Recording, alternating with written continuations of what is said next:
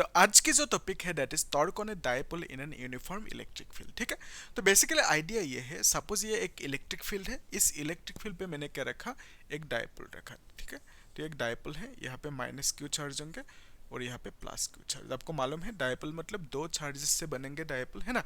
तो एक पॉजिटिव होंगे, एक नेगेटिव चार्ज, तो basically equal and opposite charge बोल सकते हो। ठीक है, तो इस डायपोल की एक सेपरेशन डिस्टेंस भी होंगे, उसको हमने 2x l कंसीडर किया। तो आप मान सकते हैं यहाँ से यहाँ तक की जो लेंथ होंगे दैट इज 2x l। ठीक है, इतना सा ही सिंपल कहानी। तो इस डायपोल में कुछ टॉर्क लगेंगे। टॉर्क कब लगता है, जब भी कोई चीज रोटेट करेंगे तो उसके ऊपर टॉर्क लगेंगे। तो बेसिकली ये जो डायपोल है, जब मैंने इसको इलेक्ट्रिक फील्ड में रखा तो ये थोड़ी देर बाद घूमने लगेंगे। क्यों, उसका भी एक रीजन है, हम लोग एकदम बेसिक से डिटेल्स में देखेंगे।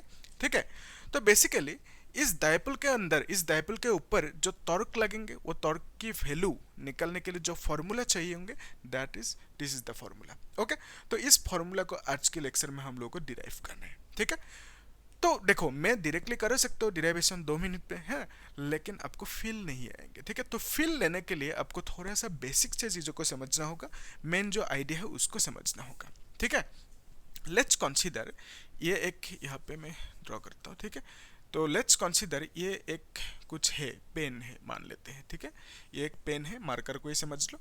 तो इस मार्कर को मैंने क्या किया, इस डायरेक्शन में खींचा। ठीक है, इस डायरेक्शन में खींचा, कुछ फोर्स लगाया। ठीक है, यहाँ पे जितना फोर्स लगाया उतना ही फोर्स से इस एंड पे भी इसको खींचा। ठीक है, इतना फोर्स लगाया। तो यहाँ पे ये सेंटर है, तो क्या होंगे, हाँ देखो, जब मैं खींचूंगा दोनों एंड्स पे तो क्या होंगे, इस तरह से घूमने लगेंगे। ठीक है, तो ये घूमने लगेंगे इस तरह से कुछ।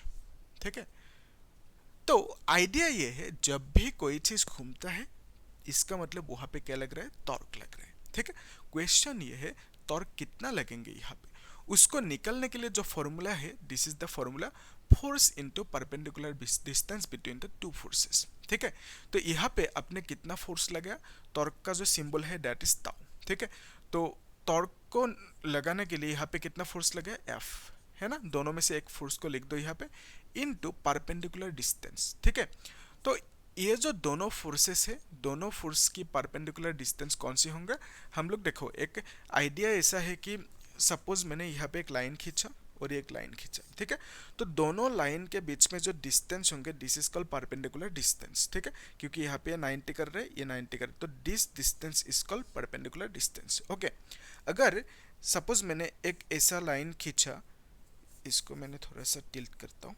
ठीक है, तो यहाँ पे मैंने एक लाइन खींचा, यहाँ पे ये जो लाइन है, ये लाइन इसके साथ 90 कर रहे हैं, लेकिन यहाँ पे ये 90 नहीं कर रहे। ठीक है, तो इसको हम परपेंडिकुलर डिस्टेंस नहीं कह सकते क्योंकि ये दोनों से 90 नहीं है। तो दोनों लाइन पैरेलल है, दोनों के बीच में जो ये लाइन है इसको हम बोलेंगे परपेंडिकुलर डिस्टेंस। ठीक है, तो यहाँ पे दोनों फोर्स के बीच में जो परपेंडिकुलर डिस्टेंस होंगे, क्या वो ये होंगे, नहीं होंगे। क्यों, क्योंकि ये फोर्स इसके साथ 90 नहीं कर रहे और यहाँ पे ये भी 90 नहीं कर रहे। तो उसके लिए हम लोग एक छोटा सा टेक्निक अप्लाई करेंगे। जो कॉन्सेप्ट है दैट इज, एक फैक्टर को हम लोग एक जगह से दूसरी जगह पे ट्रांसफर कर सकते, लेके जा सकते, है ना। तो बेसिकली मैं क्या करूंगा, ये जो फोर्स है, ये एक फैक्टर है, इसको मैं उठा के यहाँ पे लेके जा सकता हूँ। ठीक है, कहीं पे भी मैं फैक्टर को लेके जा सकता हूँ, लेकिन उसकी डायरेक्शन चेंज नहीं होना है। ठीक है, तो इसको आप लोग ऐसे ही डॉटेड लाइन से भी ऐसे लिख सकते हो। ठीक है, तो अभी देखो ये जो फोर्स है, ये फोर्स कौन सी है, ये फोर्स है ना। तो दोनों के बीच में इस लाइन को हम लोग परपेंडिकुलर डिस्टेंस बोल सकते हैं। क्यों, क्योंकि ये लाइन इसके साथ 90 कर रहे हैं और इसके साथ भी 90 कर रहे हैं। ठीक है, ऐसे तो परपेंडिकुलर डिस्टेंस कब कहेंगे, जब दोनों फोर्स से 90 होंगे ये डिस्टेंस। ठीक है, तो इस डिस्टेंस की वैल्यू कितना होंगे, हमें यहाँ पे क्या लिखना है, फोर्स इंटू परपेंडिकुलर डिस्टेंस, है कि नहीं। ओके, तो इस डिस्टेंस को कैसे हम लोग यहाँ पे निकालेंगे, कितना होंगे, उसके लिए देखो सपोज ये थीटा है। ठीक है, अगर ये थीटा होंगे, लेट्स कंसीडर यहाँ से यहाँ तक की जो लेंथ है इसको हमने ट्वाइस एल कह दिया। ठीक है, लेट्स कंसीडर, है ना। तो अगर ये थीटा होंगे, इस केस में अगर हम साइन थीटा लगाए, we can write sine theta is what, perpendicular by hypotenuse, है ना। तो यहाँ पे परपेंडिकुलर क्या लिख सकते हैं, परपेंडिकुलर इज दिस। तो इसी को हमने क्या नाम दिया, इसी को हमने नाम दिया परपेंडिकुलर डिस्टेंस। यही तो फाइन करना है कि नहीं। तो अगर ये थीटा होंगे, थीटा की ऑपोजिट ये है परपेंडिकुलर, तो हम लोग लिख सकते हैं perpendicular distance divided by hypotenuse कौन सी होंगे, यहाँ से यहाँ तक जो ये लाइन है ना, तो इसकी लेंथ कितना है, ट्वाइस एल हमने कंसीडर किया। ठीक है, तो यहाँ से आप लिख सकते हो twice L into sine theta is equal to perpendicular distance. Clear है कि नहीं? देखो, तो ये जो परपेंडिकुलर डिस्टेंस है इसका वैल्यू कितना आया, ट्वाइस एल साइन थीटा। ठीक है, ट्वाइस एल साइन थीटा। अगर यहाँ से यहाँ तक की जो लेंथ है सपोज ये x है, तो उस केस में क्या होंगे, x sine theta, twice L की जगह पे हम लोग x लिख देंगे। इजी है? यस। तो सिमिलर काइंड ऑफ केस यहाँ पे होंगे, है ना। तो जो कॉन्सेप्ट है, कॉन्सेप्ट क्या है, इलेक्ट्रिक फील्ड में ये लेट्स से एक इलेक्ट्रिक फील्ड है, इस इलेक्ट्रिक फील्ड में हमने क्या किया, एक पॉजिटिव चार्ज रखा। ठीक है, तो ये पॉजिटिव चार्ज किस डायरेक्शन में मूव करेंगे, तो आप लोग शायद इसको याद रखते हो इस तरह से कि positive charge will move in the same direction of that of electric field. ठीक है, तो बेसिकली इलेक्ट्रिक फील्ड की जो डायरेक्शन है उसी डायरेक्शन में ये पॉजिटिव चार्ज मूव करेंगे, यानी इस डायरेक्शन में। ठीक है, आप ऐसे शायद याद कर चुके हो, लेकिन क्यों ऐसा होता है, पॉजिटिव इसी डायरेक्शन में ही इस डायरेक्शन में क्यों नहीं मूव किया? ठीक है, दैट इज द क्वेश्चन, है ना। तो उसके लिए देखो जो आइडिया है, इलेक्ट्रिक फील्ड कहाँ से कहाँ निकलता है, always electric field comes out from positive to negative charge. तो इस डायरेक्शन में इलेक्ट्रिक फील्ड जा रहा है, इसका मीनिंग ये हुआ ना कि इस साइड में कहीं पे पॉजिटिव चार्ज होंगे, है कि नहीं। जिस डायरेक्शन में जा रहा है इस डायरेक्शन में इस साइड में कहीं पे क्या होंगे, नेगेटिव चार्ज होंगे। क्यों? क्योंकि इलेक्ट्रिक फील्ड ऑलवेज पॉजिटिव से नेगेटिव की ओर जाते हैं। ठीक है, ये सिंपल आइडिया हमने अप्लाई किया यहाँ पे। तो बेसिकली यहाँ पे नेगेटिव है तो ये पॉजिटिव चार्ज अट्रैक्ट होंगे इस डायरेक्शन में, है ना। तो अगर यहाँ पे हमने एक नेगेटिव चार्ज रखा तो ये नेगेटिव चार्ज अट्रैक्ट होंगे इस डायरेक्शन में।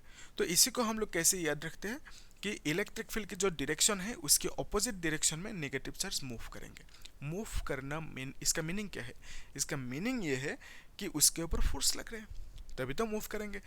तो क्वेश्चन ये है, इस चार्ज के ऊपर जो इस डायरेक्शन में एफ फोर्स लगा इसका वैल्यू कितना होंगे, उसका वैल्यू है Q इंटू ई।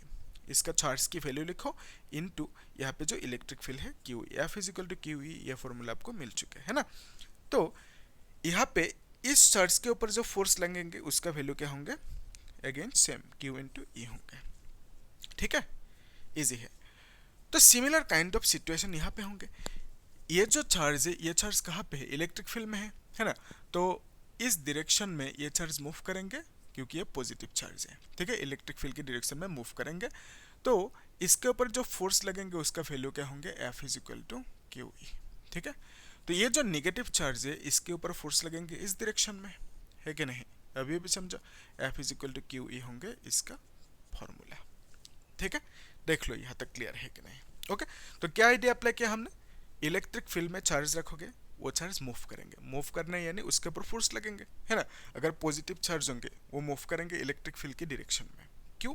क्योंकि इलेक्ट्रिक फील्ड ऑलवेज पॉजिटिव तो नेगेटिव निकलेंगे।